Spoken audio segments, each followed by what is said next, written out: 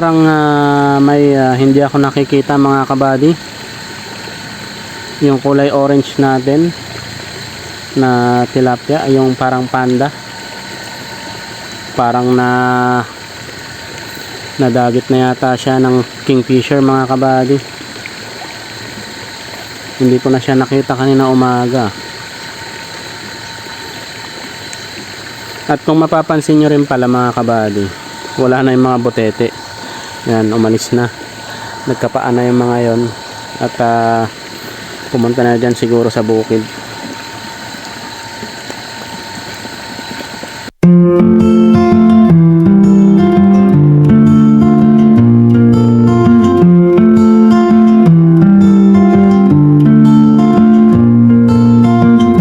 Good day mga kabady.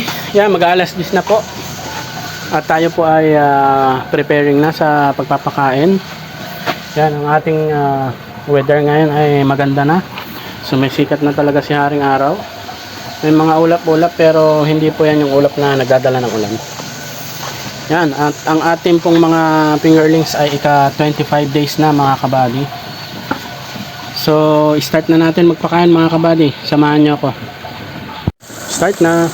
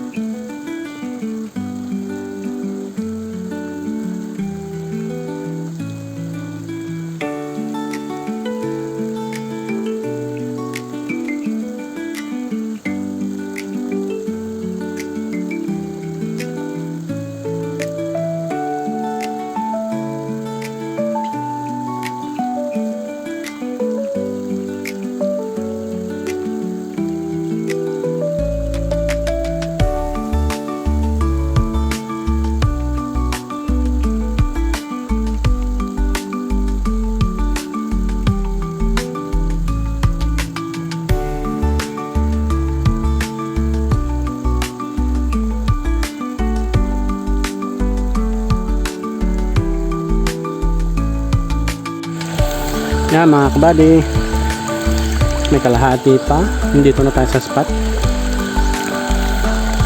Yan, at ang ganda na ng panahon. Pero kagabi umulan, kaya lang saglit lang, parang ano lang mga 5 minutes, 10 minutes lang yata yung ulan kagabi. Pero late na rin, mga around 10 na. Tapos kanina umaga ang kuwan kagad ng sikat ng araw, wala pang alas 6 sumilip na kagad si aring araw. Yan, siguro ngayon ay tapos na yung mga ulan-ulan, wala na rin yatang low pressure at humina na rin yata ang habagat, kaya na-experience na namin tong ganitong magandang panahon dito sa Vizcaya.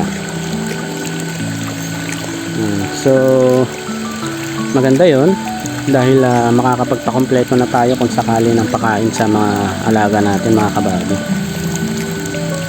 Ayan, oh. Tuwan-tuwa sila, oh. Paikot-ikot sila.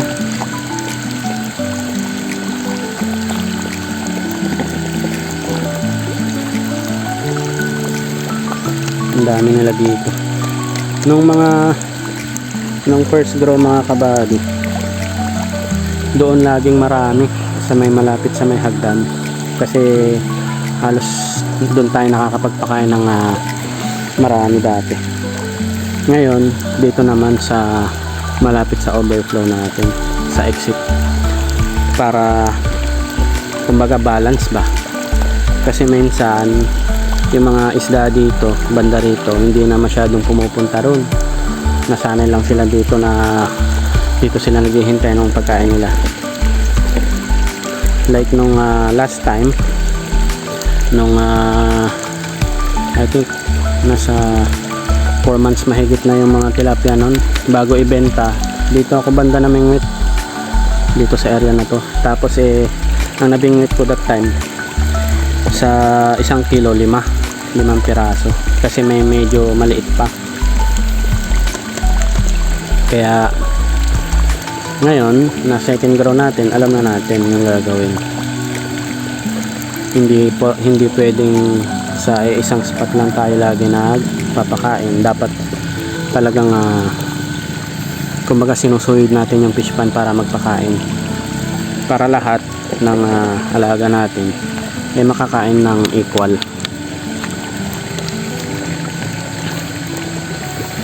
Yan, so ito na lang natira mga kabady. Lalagay na natin. Kapal nila dito, oh. Nasa ano to, mga nasa 3,000 to 4,000 yung dito nag-aagawan. Yan, oh. Kita nyo ba yan? Nasa isang kumpol lang sila. Yung iba nandoon.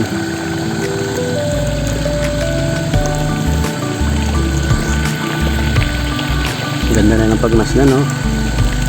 Lalo na ngayon, clear na yung langit, kaya mas makikita natin sila ng ayos. Yan, ganun lang yun. Wala pang 1 minuto mga kabady, naubos na nila yung hinagis natin dun. Nag-aagawan pa sila.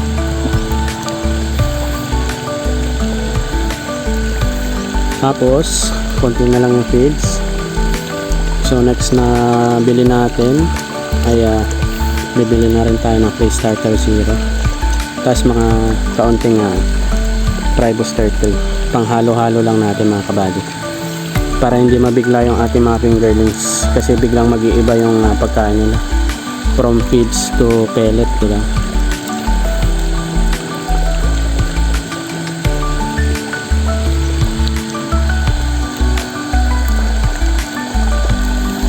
Nalaki na nila, oh. Yung iba halos 1.5 inch na yata, or wala pa naman siguro 2 inches yan, mga 1.5 inch.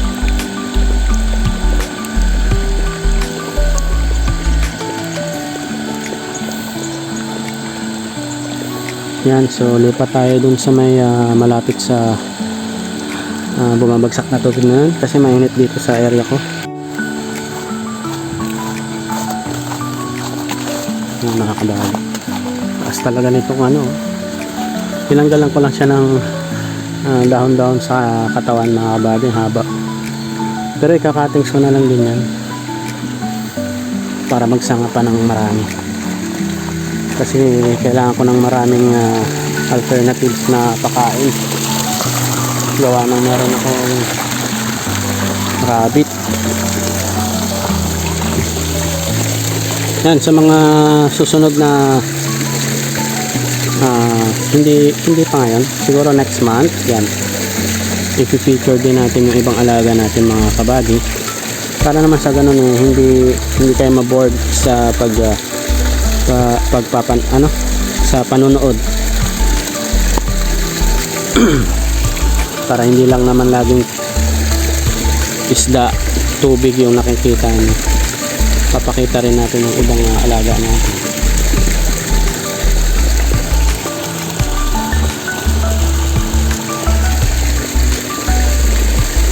Yan, so nung pumunta tayo dito, pumunta na sila doon sa kabila. Kanina nandun tayo, ang dami nila dito. Pero okay lang yan, kasi naghahanap pa sila ng pwedeng kainin.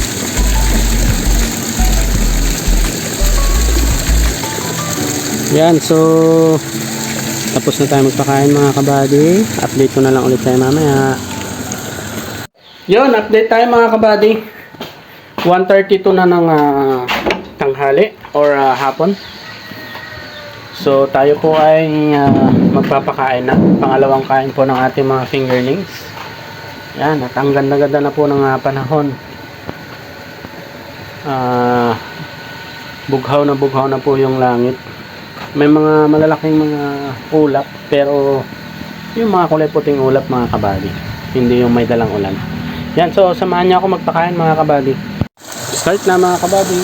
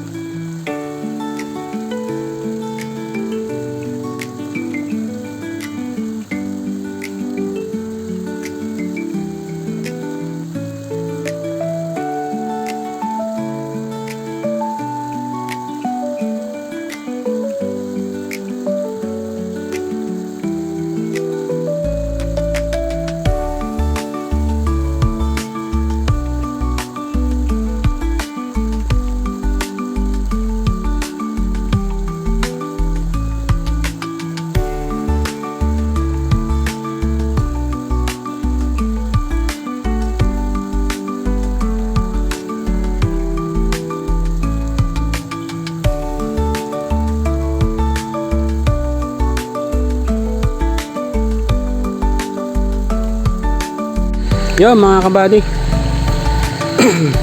naibigay ko na yung kalahati. So dito tayo sa paboritong spot natin. At nandito tayo sa medyo malilim. Ayan. Medyo watak-watak pa yung ating mga fingerlings mga kabady. Naghahanap-hanap pa sila. Pero kapag ka nakita na nilang nandito tayo at naghahagis na tayo dyan sa tapat, tayo pupunta na sila. Ayan na mga kabady, start na sila.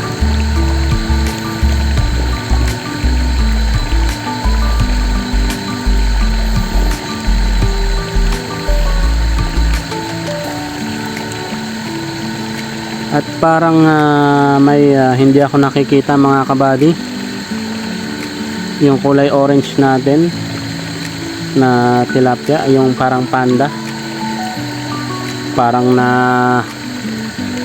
nadagit na yata siya ng kingfisher mga kabady. Hindi ko na siya nakita kanina umaga. At kung mapapansin nyo rin pala mga kabady, wala na yung mga botete. Yan, umalis na, nagkapaan na yung mga yon. At pumunta na dyan siguro sa bukid.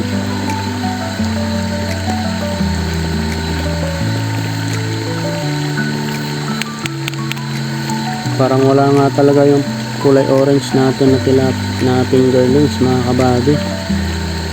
Kasi iba yan, oh.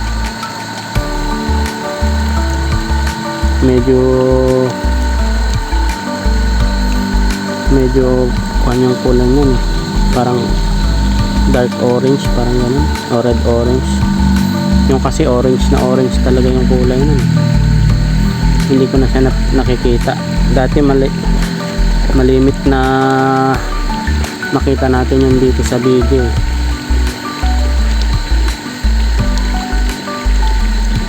Pero ngayon wala siya. Yun lang. Siya ang napunteriya ng kingfisher kung sakali.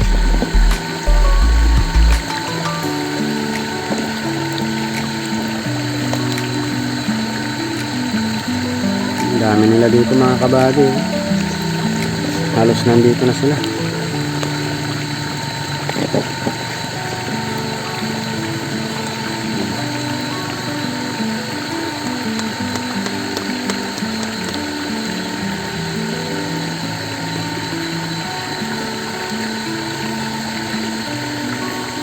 Tsaka pwede na rin silang pan i-pre-starter 0. Ang bilis nila lumaki mga kabady. Yung katawan nila parang pabilog, palapad pala.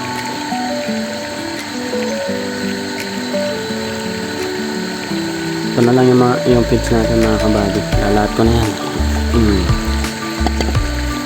Yan, agawan na sila dyan.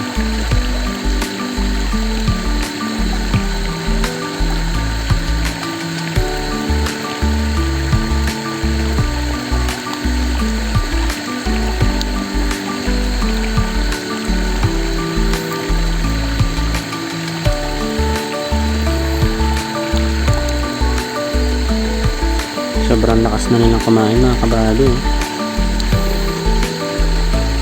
Kaya dapat tutos-tusan talaga natin sa feeds para mabilis sila lumaki. Yun na, tapos na agad, ubos na nila. Ganun lang.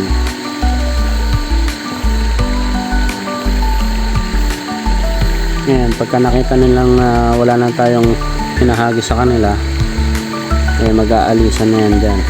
Ayan na, nag-start na sila, maalis na yung iba,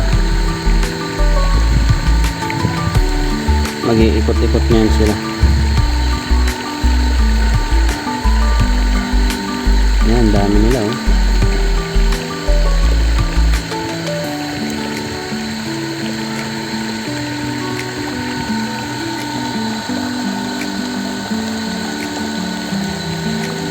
Parang nabitin pa rin sila. Pero wag sila mag-alala kapag ka maganda pa rin yung panahon mamaya, mapapakain ko ulit sila. Siguro mga 4:30 magpapakain ulit tayo mga kabady, or mga alas 5. Yan, depende sa panahon.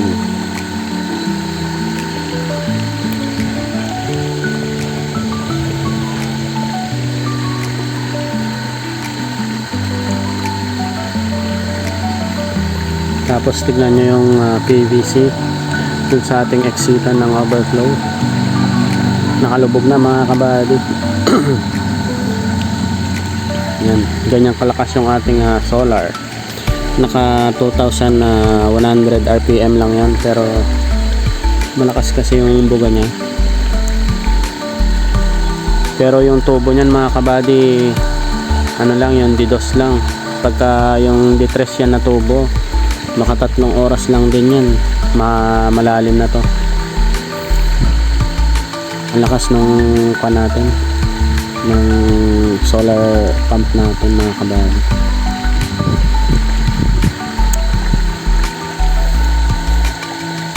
Yan, so tapos na tayo magpakain mga kabady. Mamaya na lang ulit. Update mga kabady, 5 minutes na lang ay alas 5 na. Yan, so maganda-ganda pa rin yung ating panahon. Pero kanina kumukulog-kulog, pero hindi naman nagtuloy dito sa amin. Sa ibang part siguro ng siguro dyan parte sa Cordillera. Yan. So magpapakain na tayo mga kabady. Tara, samahan nyo ako. Start na.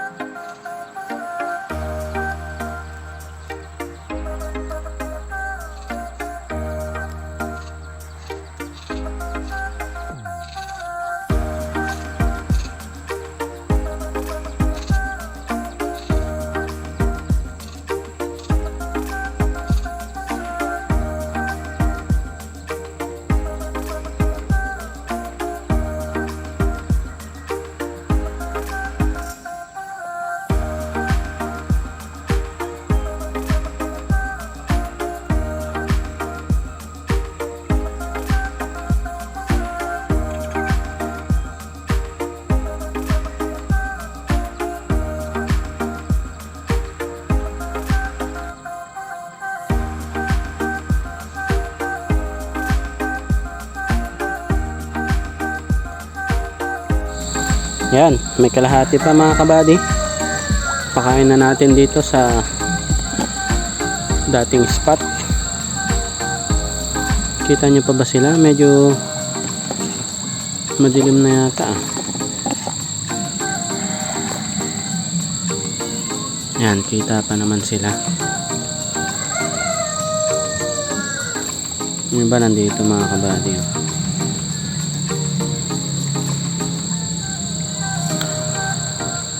Buti na lang hindi nagtuloy dito yung ulan kanina. Kumukulog-kulog pa man din na. Buti na lang sa ibang lugar bumagsak yung ulan na yan. At kaya tayo ay nakapagpakain na naman. Yan, so naubos na naman po yung Fry Booster 3. So bukas bibili po ako ng 5 kilo pa. Tapos 5 kilo ring pre-starter zero na. Yan. Paunti-unti na po natin yun ihahalo sa pagkain nila. Itatry lang natin kung kaya na ba nila.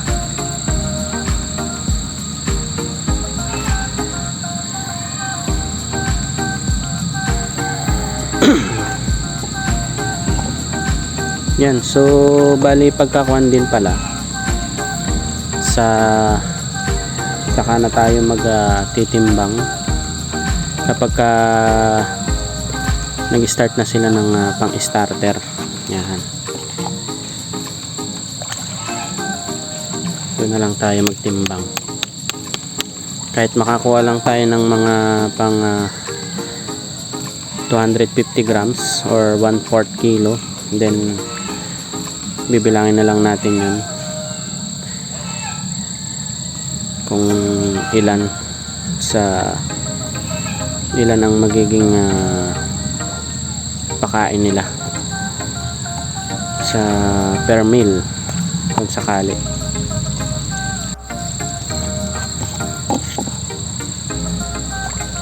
Yan, so uubusin ko na lang to mga kabady dito banda. Yan, ang dami nila dyan. Nagkumpulan na naman sila.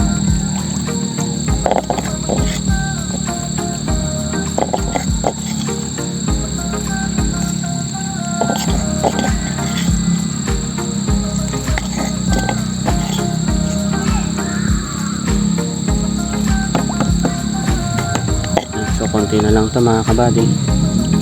Lahat na natin yan.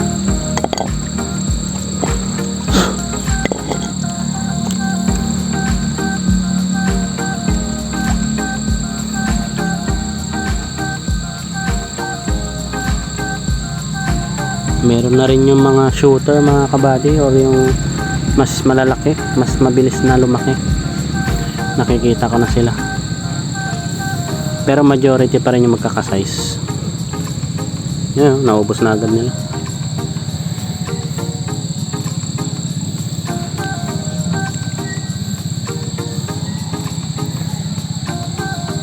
Yan, so mga kabady, tapos na po tayo magpakain. At naging maganda ngayon ang araw. Ayan, pasado alas 5 na yan. So hanggang dito na lang po. Maraming salamat sa mga nanood, sa mga subscribers, silent viewers.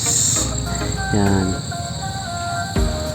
Maraming salamat sa pagla-like, sa mga nag-share at sa mga nagsusubscribe. Yan.